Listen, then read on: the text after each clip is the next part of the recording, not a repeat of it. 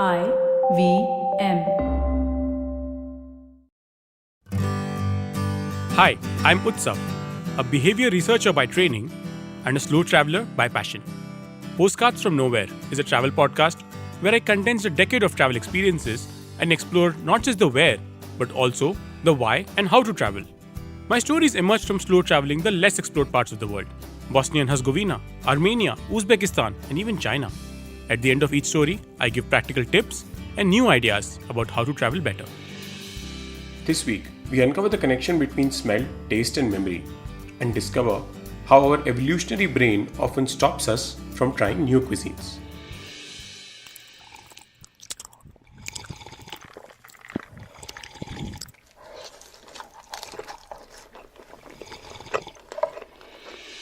Imagine this.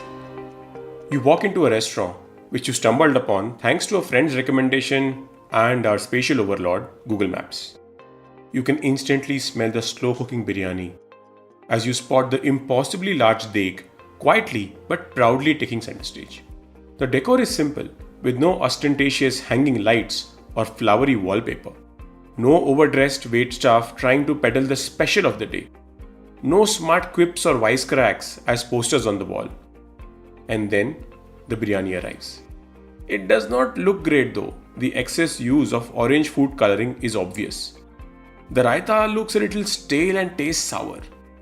You dig in nonetheless, having skipped breakfast owing to an annoyingly useless meeting at work.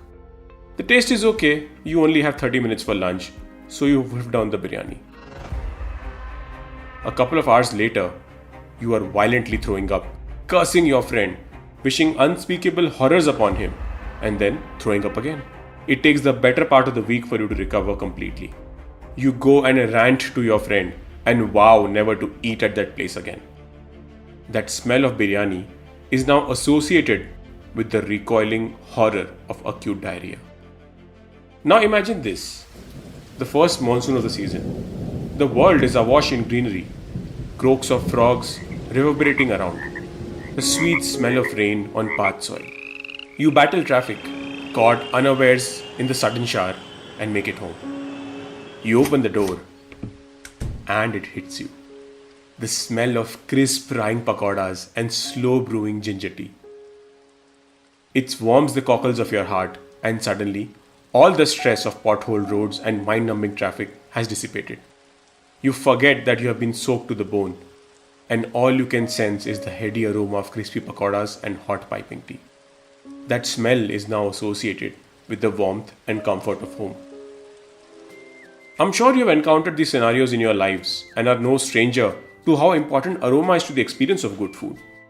And each time you are far away from home, in an unknown city where everyone is a stranger, the smell of pakoras and chai at a roadside stall gives you solace and makes that unknown city a little more of your own. But have you ever wondered why exactly this happens? And what happens when you travel to a new country and encounter food smells you have never been exposed to? Turns out that evolution and our brain are playing interesting games, and at the core of it sits a familiar but less understood idea, that of memory. Neuroscientists and psychologists have come to recognize varied types of memory that coexist in our brain: episodic memories of past experiences, semantic memories of facts, short and long-term memories, and more. These often have different characteristics and even seem to be located in different parts of the brain. Neuroscientists at the Genelia Research Campus of the Harvard Youth Medical Institute and University College London have uncovered a newer understanding of how we create, store, and sort memories. It suggests that many memories of predictable things, ranging from facts to useful recurring experiences, like what you regularly eat for breakfast or your walk to work, are saved in the brain's neocortex, where they can contribute to generalizations about the world. Memory is less likely to be useful, like the weird taste and smell of that biryani your friend suggested, are kept in the seahorse-shaped memory bank called the hippocampus.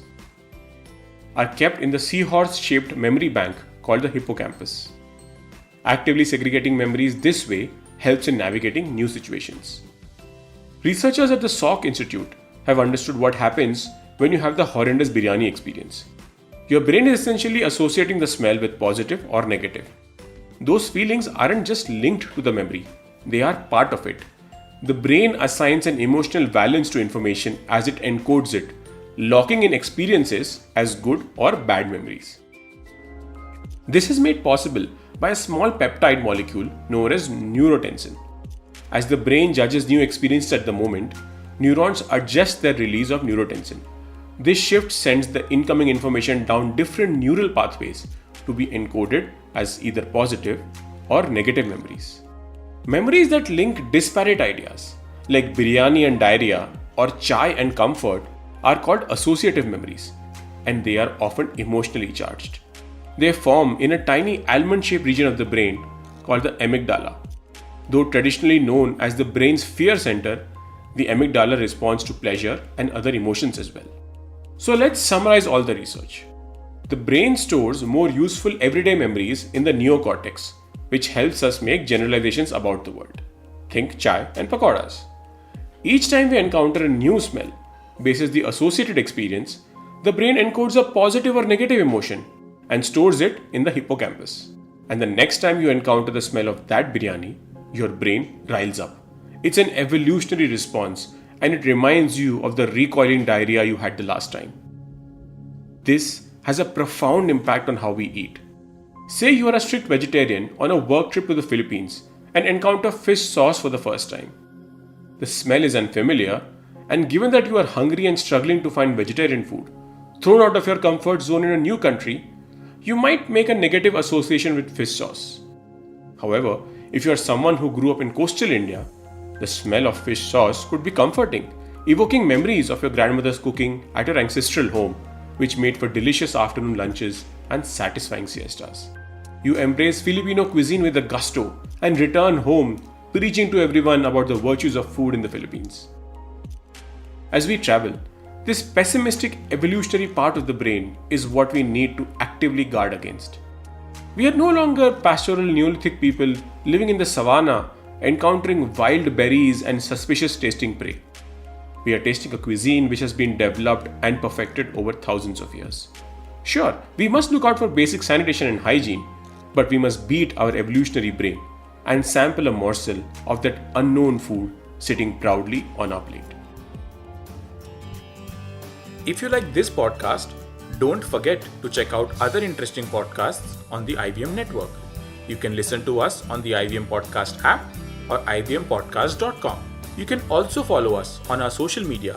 We are at IVM Podcasts on Twitter and Instagram. If you want to reach out to me, I am Utsav Memory on Twitter and YVTravel42 on Instagram.